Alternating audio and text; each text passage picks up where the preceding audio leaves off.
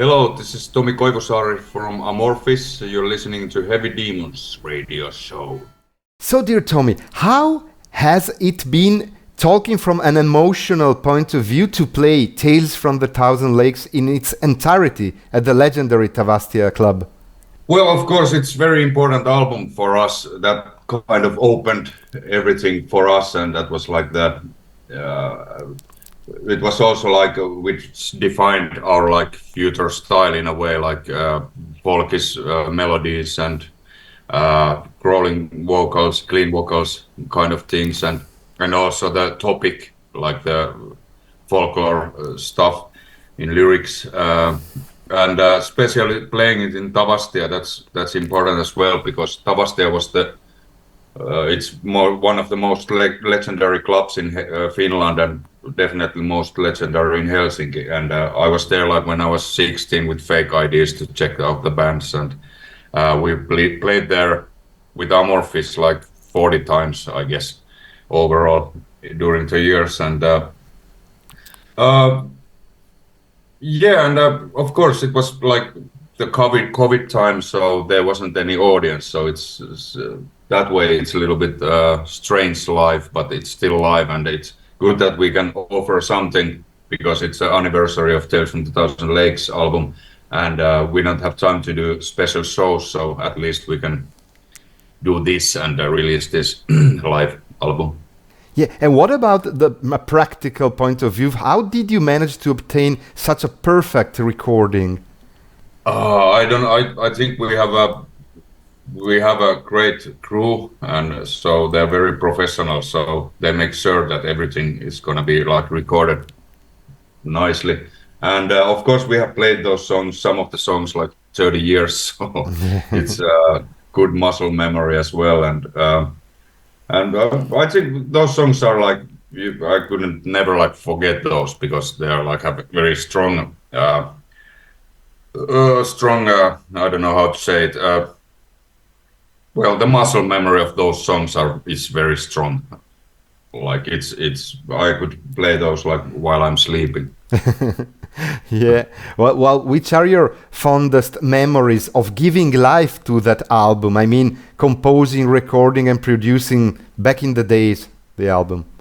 Well, I remember that when first album came out, Karelian Isthmus, that was like a little bit like we didn't have found like our own thing yet. We were quite young, of course, obviously, but then we started to listen different kind of music other than like death metal and heavy metal as well. So we started to listen like a lot of like 70s progressive rock, like Pink Floyd and King Crimson, Camel, the bands like this, and and folk music as well. So we decided to, or didn't decide, we just started to took influences to our songs like from that era as well.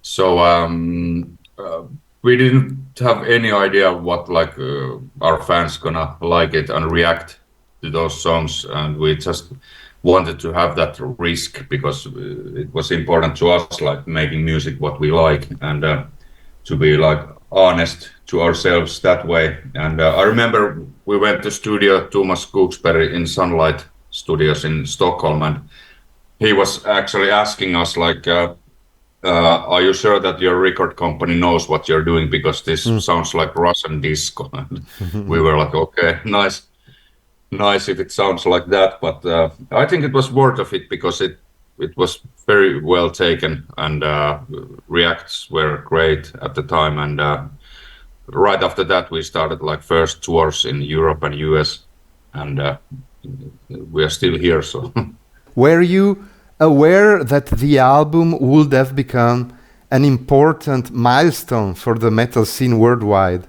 Well, not at the time. I've been realizing that like later on, when I'm hearing like a lot of like from different bands, younger bands, and people, that album has been like kind of milestone and like huge thing to them when they were younger and listened to that. And so, but at the time we didn't have any idea. Yeah, and which are, in your opinion, the main features that make Tales such a special release?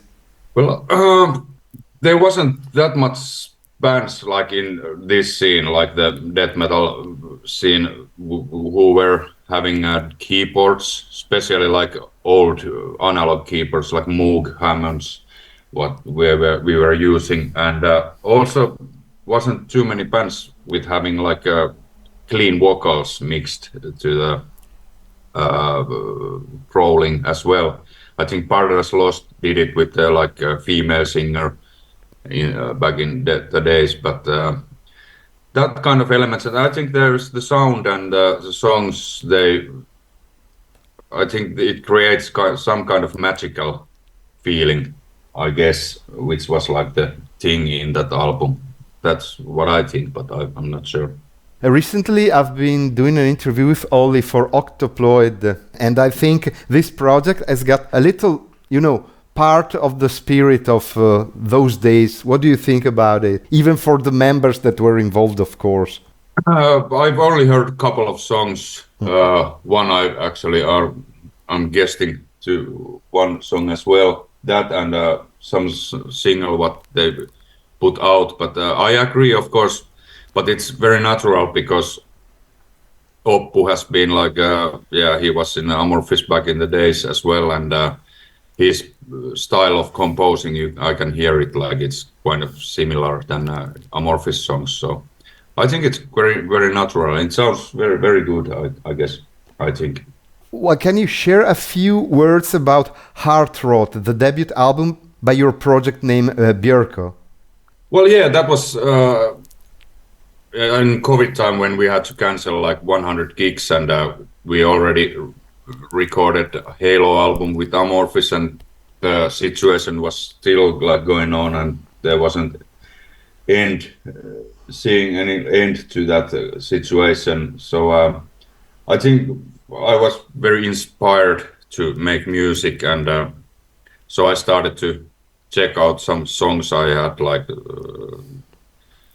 and doing some new stuff also, and they didn't sound like AMORPHIS, so I decided to make a like solo album and asking like different guests to it, and it was a lot of work, but I was enjoying every minute, and I'm glad that I finished the album and now it's out, and I think the response has been very, very nice because I didn't have any idea how people are going to take it. And do you think there will be also a live activity for such a project? I don't think so. It would be too complex to get every guys, because everybody are busy like in their own bands together to same place and same time. But never say never. It would be fun to play like one gig or something sometimes, but no plans at this time. Is there something you can disclose about AMORPHIS' future in terms of music recording? Well, yeah, on September we are going to US tour with Dark Tranquility, and right after that we are heading to studio to record a new album with AMORPHIS. We are going to Denmark, and I still haven't heard what other guys have been composing because we haven't shared the songs yet, but I think pretty soon we start to share them, so I have no idea what kind of songs there will be, but normally it's not a problem because we normally have something like 25 25 songs to choose to the actual album. So, but the new album will be out like in 2025 fall sometimes. That's the plan. And how does it work? I mean, each of you record some demos and then you share them and arrange them. Yeah, that's how it normally these days goes, because everybody have some kind of home studio, so it's easy to make like very good demos from the songs. And of course after that, when we choose the songs, we are starting to rehearse. Everybody is doing their own thing as well and doing the own arrangements, and we can like when we're jamming it in a rehearsing place, we have like new ideas for them. But yeah, it goes like that we have like some hard drive, and then we just put the songs there, and it's started to listen to them. Which are your favorite musical acts outside of the metal area? Well, there's a lot of them. I love a lot of different kind of music, like from ABBA to Pink Mhm. Floyd to Cardigans, 70s progressive rock, Riverside from Poland. It's so many good bands. It's hard to remember them all, Yeah, but I like good music, not yeah, too happy music. I don't like R&B, and I don't like mm, pop music overall. If it's happy, I like more like melancholic stuff. which has been like your musical education during your early stage of musical composing and playing? Well, it's I'm just self-trained. Never have gone taken any classes or anything like that. I just started when I was 11 years old. After I saw like Wasp, I Wanna Be Somebody video from TV. Then I wanted my own guitar, and then after 2 weeks we had a first band already. Even we didn't know how to play, but or to tune the guitars. So, but it's like self-trained from the hearing. Like I started to practice songs like by hearing them, and it's like that. But I never took any lessons, or I don't know the theory like or notes. I know notes somehow, but I've never like been using those to play. Which final message and greeting would you share with your Italian fans? And have you got any personal memories related to Italy in your personal life? Yeah, well, nice to be back in Italy. Always had great concerts there, and good memories. Well, for some reason, first thing what came to my mind is that from Italy, I can't remember which city it was, but it was one of the first European tours we had there, and there was a bee who attacked to my eye.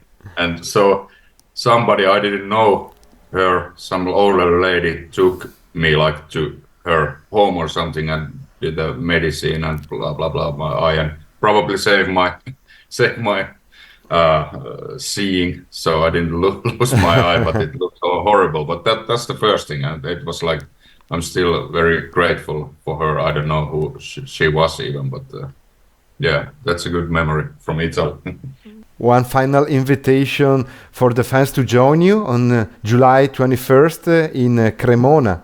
Oh yeah, be there. I think there will be some songs from Tales from a Thousand Lakes as well in a set, and everything from like from our career. And I'm sure it's gonna be a very good gig.